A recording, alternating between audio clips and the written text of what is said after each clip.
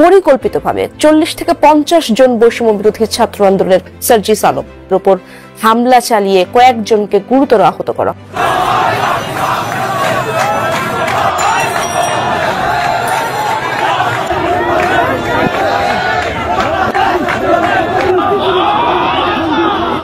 আওয়ামী এবং ছাত্রলীগ সন্ত্রাসীদের স্পষ্ট হামলা, গ্লাস ভাঙচুর করে তার শরীরে আঘাত করার চেষ্টা করে এবং তার শরীরে তাকে হত্যা করার উদ্দেশ্যে স্পষ্টভাবে, তবে বেশ আহত হয়েছে হামলায় উনি।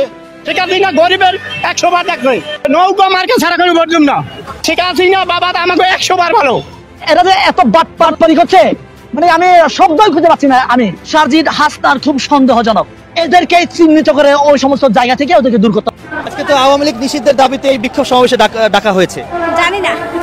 এবার হাসনাতের পরে শেষ রক্ষা হলো না সারজিদের। জয় বাংলা স্লোগানে রাস্তার মাঝখানে সারজিদের গাড়ি আটকে 20 থেকে 25 জন সন্ত্রাসীরা সারজিদের গাড়ির উপরে হামলা, এমনকি সারজিদের উপরে হামলা চালান। ঘটনাস্থলে ছিল খুব ভয়াবহ। প্রিয় দর্শক, আজকের ভিডিওটি খুবই গুরুত্বপূর্ণ। আজকের ভিডিওটি না টেনে সম্পূর্ণ ভিডিওটি দেখতে থাকুন। সম্প্রতি আওয়ামী লীগকে নিষিদ্ধ করার জন্য এনসিপির নেতাকর্মীরা উঠে পড়ে লেগেছে। বিভিন্ন জায়গায় বিক্ষোভ মিছিল এমনকি সমাবেশ ডাকছে এনসিপির নেতাকর্মীরা।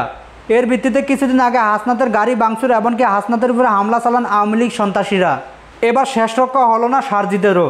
ঢাকায় কোনো এক সমাবেশে সারজিদ আলম তার গাড়ি নিয়ে বের হন। তারপরে 20 থেকে 25 জন সন্ত্রাসীরা সারজিদের গাড়ি এমনকি সারজিদের উপরে হামলা করেন। ঘটনাস্থলে মানুষ জড়ো হন। পরবর্তীতে সারজিদকে দরাদরি করে হসপিটালে নিয়ে যান। প্রিয় দর্শক, এনসিপি নেতাকর্মীদের উপরে একের পর এক হামলা, যা দেখে ধারণা করা যাচ্ছে আওয়ামী লীগ দিন দিন ভয়ঙ্কর হয়ে উঠছে। কোনো মতে আওয়ামী লীগকে নিষিদ্ধ করা যাবে না। যত কিছুর বিনিময় হোক তাদের প্রিয় নেত্রী শেখ হাসিনাকে দেশে ফিরাবে, এমনকি তারা রাজপথে রক্ত দিবে। এইসব স্লোগানে দেশের বিভিন্ন জায়গাতে তারা বিক্ষোভ মিছিল এমনকি আন্দোলন করেন, এমনকি অজরে এনসিপি নেতাকর্মীদের উপরে হামলা চালান। প্রিয় দর্শক, দল ক্ষমতা না থাকার পরও এদের এত সাহস কী করে হয়? তাদেরকে কারা সাপোর্ট দিচ্ছে?